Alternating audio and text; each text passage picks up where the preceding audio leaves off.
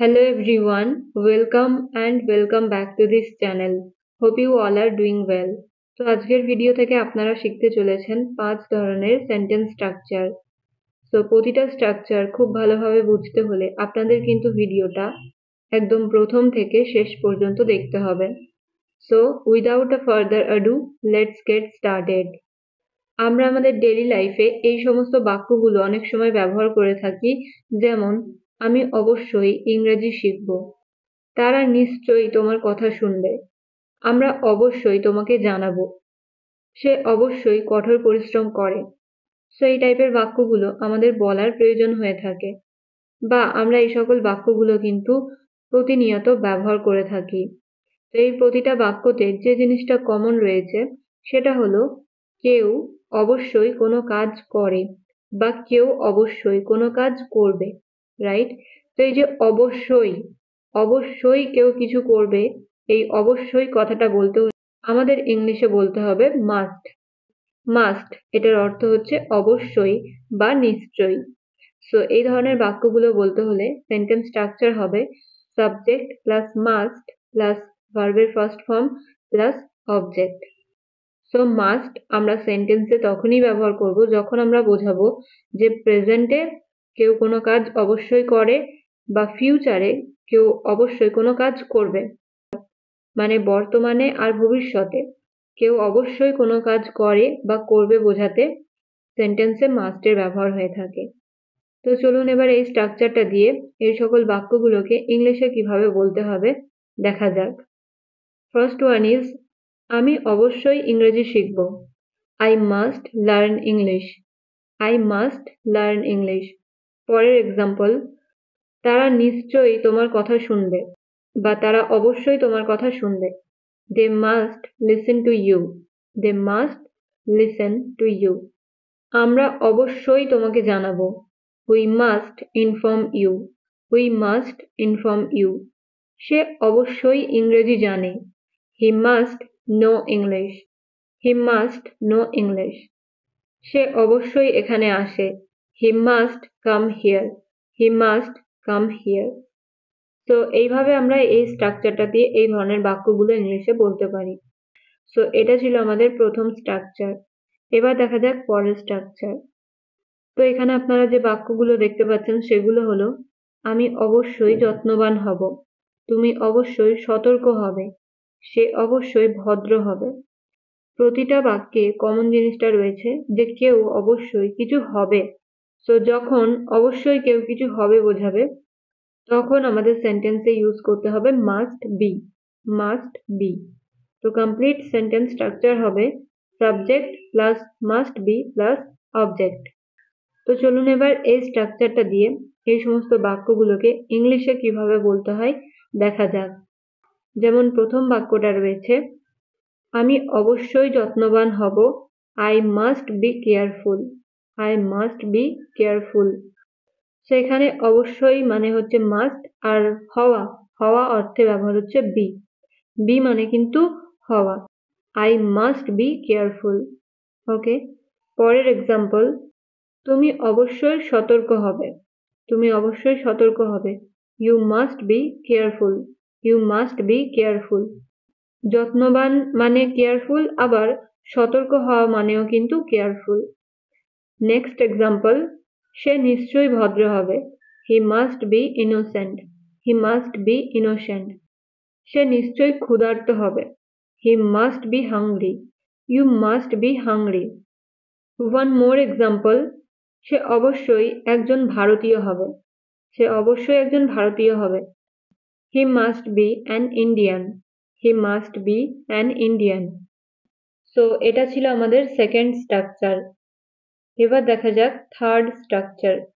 স্ক্রিনে আপনারা যে বাক্যগুলো দেখতে পাচ্ছেন, যেমন তোমার অবশ্যই অনেক টাকা আছে, তার নিশ্চয়ই অনেক বন্ধু আছে, তাদের নিশ্চয়ই একটি গাড়ি আছে।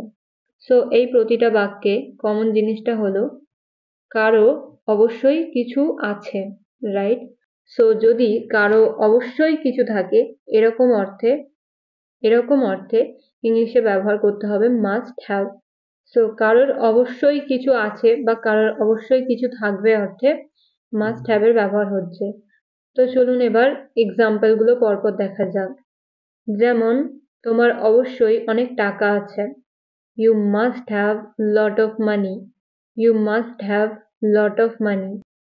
তার নিশ্চয়ই অনেক বন্ধু আছে। He must have many friends. He must have many friends. তাদের নিশ্চয়ই একটি গাড়ি আছে বা তাদের অবশ্যই একটি গাড়ি আছে। They must have a car. They must have a car.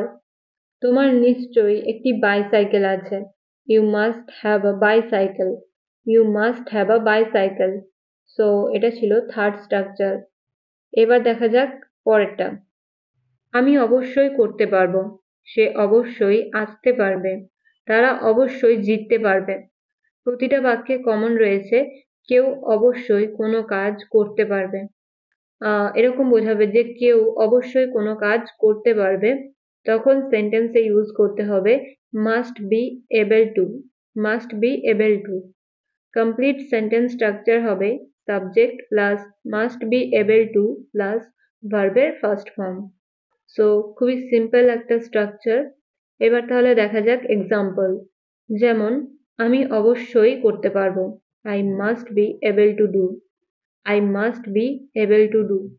সে অবশ্যই আসতে পারবে। He must be able to come. He must be able to come. তারা অবশ্যই জিততে পারবে। They must be able to win. They must be able to win. সে অবশ্যই রান্না করতে পারবে।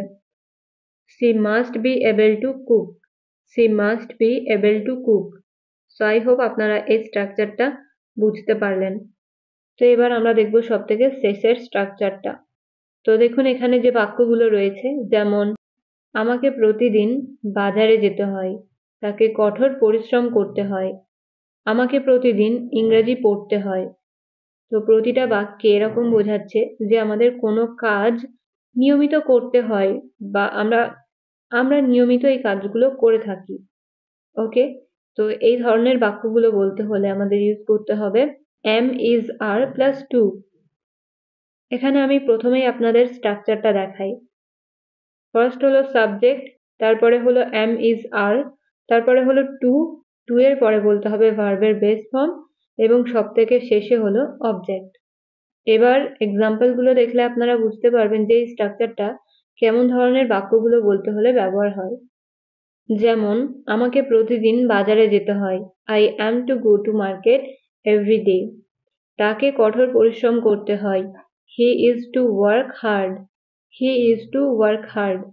আমাকে প্রতিদিন ইংরেজি পড়তে হয়। I am to read English every day. I am to read English every day. আমাকে অটোতে যেতে হয়। I am to go by auto. I am to go by auto. তাকে কাজটি করতে হয়। He is to do the work.